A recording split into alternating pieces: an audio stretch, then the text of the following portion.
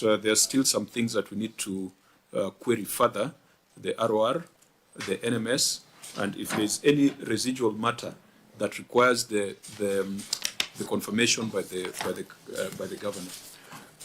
Members, any remarks in closing, or we donate our time to the governor, to the senator for Nairobi?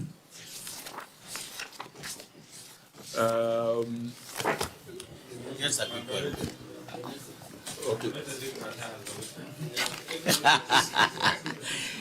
Just a request, Chair. Just a quick one. Yes, as much as we appreciate what Governor Cherargei is doing, please, Mombasa is not in very good shape. Mombasa Road is not in very good shape. Do something about Mombasa. That is the face of this country. That is the Ministry of Roads and Transport. I'd like to send Cherargei to deal with that. CS Murkomen should be the one doing that. Thank you. But he's busy in funerals and Arambe, so unfortunately, it's not the purview of the governor.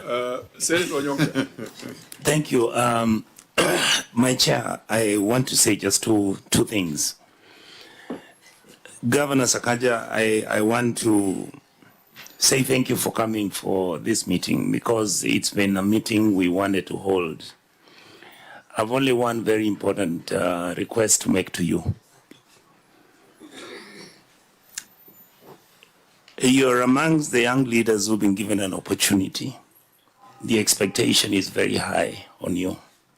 I really wish that you do your best. I know you mean well, because